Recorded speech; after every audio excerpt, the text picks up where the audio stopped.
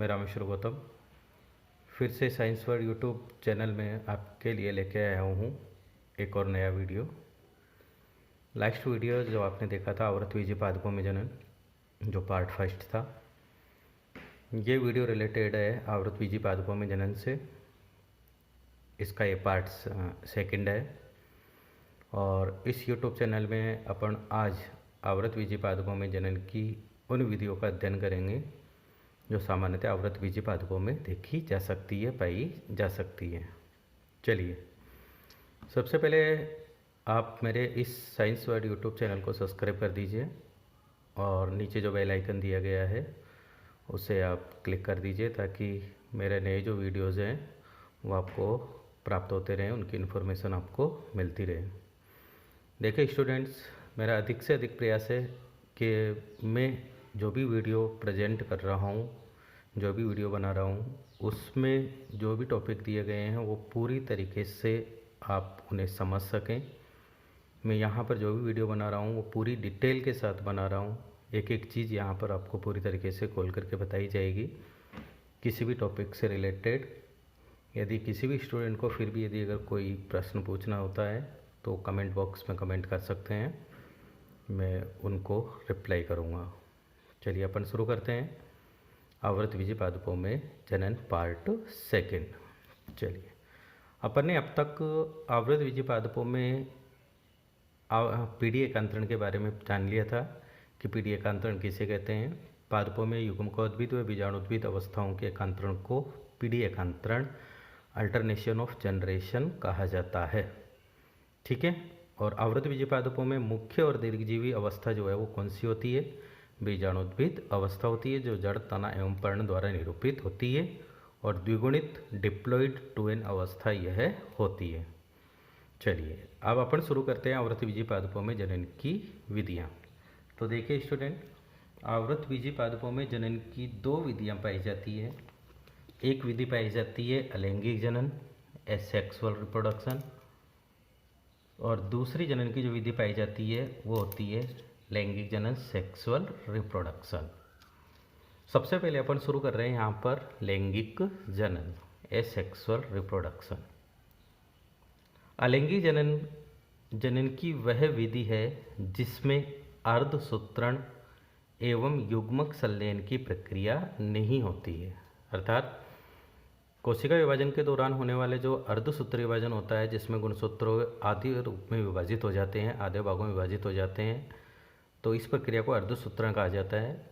और इस अलैंगिक जनन के अंदर जो भी संतति भाग ले रही होती है उनके अंदर गुणसूत्रों का अर्धसूत्रण नहीं होता है, आधे विभाजित नहीं होते हैं, और उपस्थित रहने वाले जो युग्मक होते हैं उनका भी संलयन यहाँ पर नहीं होता है। युग्मक संलयन मतलब यहाँ पर निषेचन की प्रक्रिया नहीं होती है, तो इसे अपन यहाँ पर अलैंगिक जनन कहते हैं।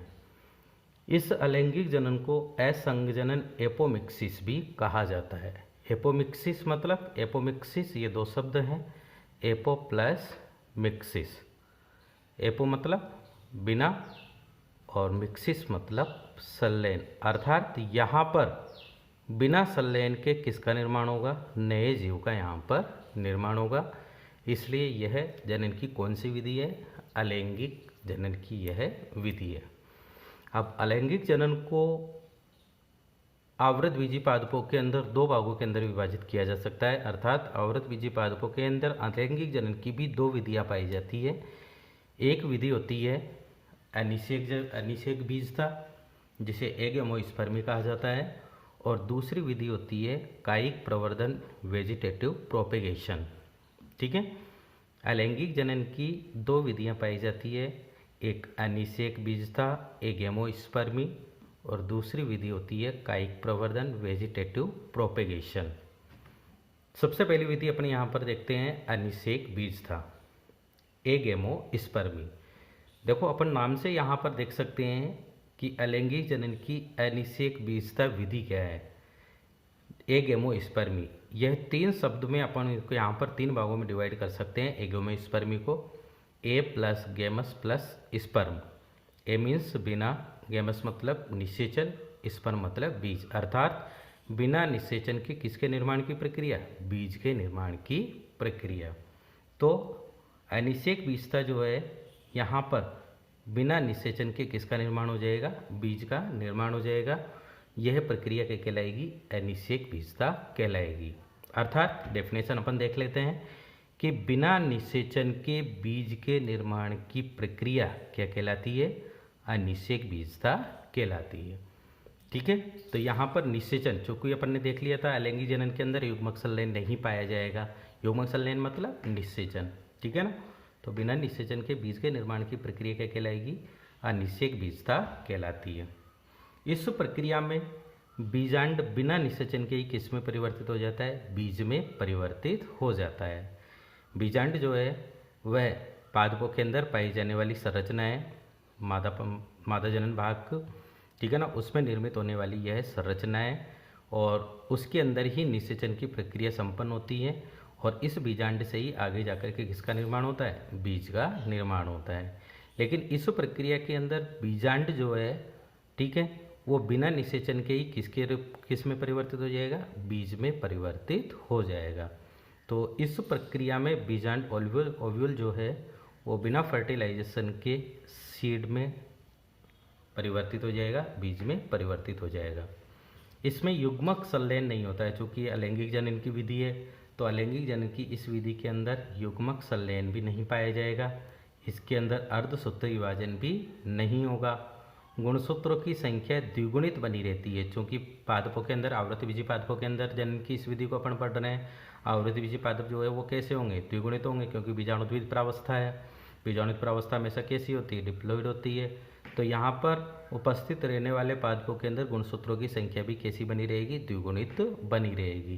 क्योंकि अर्धसूत्री विभाजन नहीं होगा तो गुणसूत्रों की संख्या यहाँ पर अगुणित नहीं होगी, आदि विभाजित नहीं होगी। निर्मित बीज जो है वो जननक्षम होते हैं, अर्थात इस प्रक्रिया के अंतर्गत निर्मित होने वाले जो बीज होंगे वो कैसे होंगे, जननक्षम होंगे, अर्थात आगे की ओर अपने ही समान नए जीव को उत्पन्न करने वाले भी होंगे, अर्थात नए पौधों को ये जन्म दे सकते हैं। अनिषेक बीजता के उदाहरण है धतूरा और मक्का। धतूरा और मक्का के अंदर अपन अनिषेक बीजता को देख सकते हैं। अलैंगिक जनन की दूसरे नंबर की विधि है कायिक प्रवर्धन, वेजिटेटिव प्रोपेगेशन। चलिए देखिए वेजिटेटिव प्रोपेगेशन क्या है, कायिक प्रवर्धन। चलिए देखिए दोस्तों, वेजिटेटिव प्रोपेगेशन, कायिक प्रवर्धन। कायिक प्रवर्धन अलैंगिक जनन की दूसरे नंबर की विधि है, ठीक है। और चूँकि ये भी इस विधि के अंदर अपन देखें तो आवृतबीजी पादपों के अंदर एक पुष्पीय संरचना पाई जाती है जो उसका मुख्य जनन भाग होता है, ठीक है। लेकिन यहाँ पर चूँकि अलैंगिक जनन की यह विधि है तो इस विधि के अंतर्गत पौधे के जनन भाग के अतिरिक्त, जनन भाग मतलब पुष्प वाला जो भाग है, उस जनन भाग के अतिरिक्त किसी भी कायिक भाग, पादप के अंदर 3 कायिक भाग होते हैं, जड़, तना और पत्ती। इन तीनों कायिक भागों से नए पादप के निर्माण की प्रक्रिया क्या कहलाएगी, कायिक प्रवर्धन कहलाएगी। पूरी डेफिनेशन ध्यान से देख लीजिए। पौधे के जनन भाग के अतिरिक्त किसी भी कायिक भाग, जड़, तना व पत्ती से नए पादप के निर्माण की प्रक्रिया कायिक प्रवर्धन कहलाती है। अब कायिक प्रवर्धन जो है वो भी 2 विधियों से हो सकता है। एक विधि है प्राकृतिक कायिक प्रवर्धन, नेचुरल वेजिटेटिव प्रोपेगेशन। दूसरी विधि है कृत्रिम कायिक प्रवर्धन, आर्टिफिशियल वेजिटेटिव प्रोपेगेशन। कायिक प्रवर्धन भी 2 विधियों में यहाँ पर संपन्न होगा। एक प्राकृतिक कायिक प्रवर्धन यहाँ पर पाया जाएगा और दूसरा कृत्रिम कायिक प्रवर्धन पाया जाएगा। प्राकृतिक कायिक प्रवर्धन सबसे पहले अपन देख रहे हैं प्राकृतिक कायिक प्रवर्धन। प्राकृतिक कायिक प्रवर्धन के अंदर पादप के विभिन्न कायिक अंग कौन कौन से, जड़, तना और पत्ती, प्राकृतिक रूप से ही नए पादप का निर्माण करते हैं, ठीक है। तो यहाँ पर पादप के विभिन्न कायिक अंग जो है, जड़, तना एवं पत्ती, प्राकृतिक रूप से किसका निर्माण करेंगे, नए पादप का निर्माण करते हैं। अब देखिए यह चूँकि कायिक अंग द्वारा यहाँ पर प्राकृतिक रूप से नए पादप का निर्माण होगा और कायिक अंग के रूप में कौन कौन से भाग थे, जड़, तना एवं पत्ती। तो जड़, तना एवं पत्ती से नए पादप का निर्माण प्राकृतिक रूप से किस प्रकार हो सकता है, तो इस आधार पर प्राकृतिक कायिक प्रवर्धन जो है ये भी 3 प्रकार का हो सकता है। सबसे पहला है तनों द्वारा कायिक प्रवर्धन, बाई स्टेम वेजिटेटिव प्रोपेगेशन। तनों द्वारा कायिक प्रवर्धन किस प्रकार होगा? तो अपन जानते हैं कि पादपों के अंदर तनों के विभिन्न प्रकार के रूपांतरण पाए जाते हैं और यही विभिन्न प्रकार के रूपांतरण अनुकूल परिस्थितियों में नए पादप का निर्माण कर सकते हैं। किस प्रकार से नए पादपों का निर्माण यहाँ पर तनों के द्वारा हो सकता है? तो चूंकि अपन जान रहे हैं कि तने के अंदर विभिन्न प्रकार के रूपांतरण पाए जाते हैं, तो इसको अपन यहाँ पर देख लेते हैं एक बार। तने के रूपांतरण एक शॉर्ट डिटेल्स में, तने के रूपांतरण देखिए, तने के रूपांतरण। तने के रूपांतरणों में, तने के रूपांतरणों को अपन 3 भागों के अंदर डिवाइड कर सकते हैं। एक भूमिगत तने, दूसरा अर्धवायवीय तने, अर्धवायवीय तने, और तीसरा होगा वायवीय तने। ठीक है ना? 3 भागों में अपन यहाँ पर डिवाइड कर सकते हैं तने के रूपांतरण को। एक होगा भूमिगत तने, दूसरा होगा अर्धवायवीय तने, और तीसरा होगा वायवीय तने। सबसे पहला है भूमिगत तने। भूमिगत तने जो है, अर्थात यहाँ पर जो भी तना होगा वह पूरी तरीके से कहाँ पर उपस्थित होगा? भूमि के नीचे की ओर उपस्थित होगा। और भूमिगत तनों के भी यहाँ पर 4 प्रकार के रूपांतरण हो सकते हैं। एक होगा कंद, जिसे अपन ट्यूबर कहते हैं, ट्यूबर। दूसरा होगा प्रकंद, जिससे अपन कहेंगे राइजोम, राइजोम। तीसरा होगा यहाँ पर घनकंद, घनकंद, जिसे अपन कहेंगे कॉर्म। और चौथा होगा यहाँ पर सल्क कंद, जिसे यहाँ पर कहा जाएगा बल्ब। ठीक है? तो भूमिगत तनों के भी 4 रूपांतरण होते हैं। कंद सबसे पहला रूपांतरण है। कंद के अंदर अपन एग्जाम्पल ले सकते हैं किसका? आलू का। अर्थात अपन जो आलू यूज में लेते हैं वह पादप का कौन सा भाग है? तना वाला भाग है। और तने का कौन सा रूपांतरण है? भूमिगत तने का रूपांतरण है। और भूमिगत तने में भी किसका कौन सा रूपांतरण है? कंद ट्यूबर वाला यह है रूपांतरण है। तो आपने देखा होगा कि आलू पर, आलू की संरचना में काले रंग की आंखें पाई जाती है, काले रंग की आंखें पाई जाती है। और इस काले रंग की आंखों पर छोटी छोटी अपस्थानिक कलिकाओं का यहाँ पर निर्माण हो जाता है। ठीक है? और इसी काले रंग की आंखों से आगे जाकर के नए पादप का निर्माण यहाँ पर किया जा सकता है। तो चूँकि अपन प्राकृतिक कायिक प्रवर्धन के अंदर तनों द्वारा कायिक प्रवर्धन देख रहे थे, तो यहाँ पर आलू जो तने का रूपांतरण है उस पर निर्मित होने वाली जो काली आँख है, जिस पर कलिकाओं का निर्माण हुआ है, ये इस मुख्य भाग से पृथक होकर के किसका निर्माण कर सकती है? नए पादप का निर्माण कर सकती है। ठीक है? दूसरा है प्रकंद। प्रकंद का उदाहरण होगा यहाँ पर अदरक एवं हल्दी, अदरक एवं हल्दी इसका उदाहरण होगा। और अदरक एवं हल्दी की संरचना आपने देखी होगी इस प्रकार की। यहाँ पर ये क्या पाई जाती है? पर्व संधियाँ पाई जाती है, पर्व संधियाँ। और इन पर्व संधियों पर उपस्थित रहने वाली जो कलिकाएँ हैं, सल्क पत्र होते हैं। ठीक है ना? इनके द्वारा यहाँ पर किसका निर्माण हो सकता है? नए पादप का निर्माण यहाँ पर हो सकता है। ठीक है? तीसरे नंबर पर है घनकंद, जिसे कहा जाता है कॉर्म।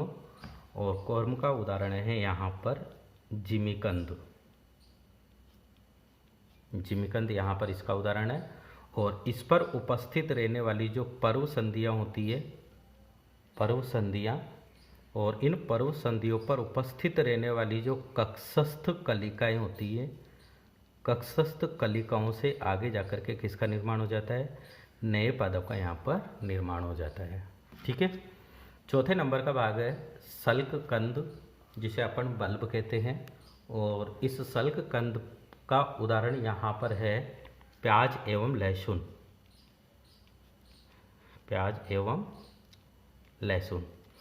इस पर उपस्थित कक्षस्थ कलिकाएं जो है, कक्षस्थ कलिकाएं ये भी आगे जाकर के किसका निर्माण करती है, नए पादप का निर्माण करती है। ठीक है, तो इस प्रकार से भूमिगत तने जो है इसके 4 रूपांतरण यहाँ पर हो सकते हैं, जिनके द्वारा प्राकृतिक कायिक जनन के फलस्वरूप नए पादपों का निर्माण किया जा सकता है। कंद द्वारा आलू के अंदर, प्रकंद द्वारा अदरक व हल्दी के अंदर, घनकंद द्वारा जिमीकंद के अंदर और सलकंद द्वारा प्याज और लहसुन के अंदर। ठीक है, दूसरे नंबर का रूपांतरण अपन यहाँ पर देखते हैं, अर्धवायवीय रूपांतरण। अर्धवायवीय रूपांतरण जो है इसके भी यहाँ पर 4 प्रकार होंगे। अर्धवायवीय रूपांतरण के भी यहाँ पर 4 प्रकार होंगे। सबसे पहला प्रकार होगा ऊपरी भूस्थारी।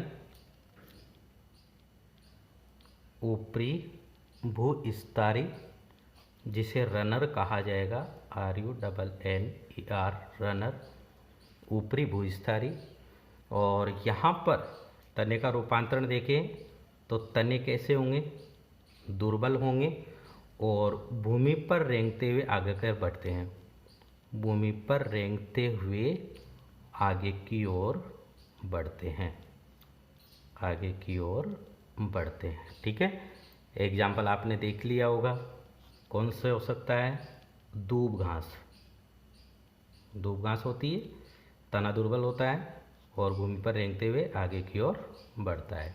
ठीक है, इस पर उपस्थित रहने वाली जो पर्व संधियाँ हैं, इन पर्व संधियों के द्वारा ही यहाँ पर निर्मित रहने वाली जो कलिकाएँ हैं, इनके द्वारा ही यहाँ पर किसका निर्माण हो जाता है, नए पादप का निर्माण हो जाता है।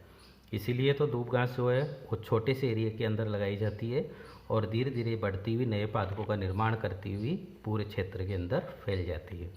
ठीक है, दूसरा इसका जो रूपांतरण है अर्धवायवीय तनों का, यह है भूस्थारिका। भूस्थारिका, भूस्थारिका कहा जाता है ऑफसेट भूस्थारिका। और इसका एग्जाम्पल होगा जलकुंभी, वाटर लिली, जलकुंभी, जिसे बंगाल का आतंक भी कहा जाता है। बंगाल का आतंक भी इसे कहा जाता है। ठीक है, अर्धवायवीय रूपांतरण है, अर्थात इसका आधा भाग जो है वो जल से बाहर की ओर और आधा भाग जो है वो जल के भीतर की ओर। ठीक है, यहाँ पर उपस्थित रहने वाली जो पर्व संधियाँ हैं, इन पर्व संधियों की कलिकाओं से आगे जाकर के नए पादप का यहाँ पर निर्माण हो जाता है। ठीक है, तो इस प्रकार से यहाँ पर भूस्थारिका, जलकुंभी के अंदर भी नए पादपों का निर्माण हो सकता है। तीसरे नंबर का होगा अंतः भूस्थारी। अंतः भूस्थारी, अंतः भूस्थारी कहा जाएगा शुकर, SUCKER, शुकर, अंतः भूस्थारी। और अंतः भूस्थारी का उदाहरण होगा गुलदाउदी व पुदीना। इसका उदाहरण होगा गुलदाउदी व पुदीना। भूमि से बाहर निकलने वाली, जैसे अपन पादप को देखते हैं तो ये पादप, ठीक है ना, जो भूमि के अंदर की ओर उपस्थित है, भूमि के भीतर की ओर उपस्थित है। ठीक है, यहाँ से निकलने वाली कोई भी शाखा जो बाहर की ओर निकलेगी, ज़मीन से बाहर की ओर निकलेगी और उसके आधार पर उपस्थित रहने वाली जो भी पर्व संधि होगी, उस पर उपस्थित रहने वाली जो कलिकाएँ हैं वो आगे जाकर के किसका निर्माण कर सकती है, नए पादप का यहाँ पर निर्माण कर सकती है। ठीक है, चौथे नंबर पर यहाँ पर उपस्थित है भूस्थारिका। भूस्थारी, भूस्थारी जिसे स्टोलोन कहा जाता है, भूस्थारी। और इसका एग्जाम्पल होगा यहाँ पर स्ट्रॉबेरी। ठीक है, तो अर्धवायवीय तनों द्वारा भी यहाँ पर रूपांतरण अपन देख सकते हैं।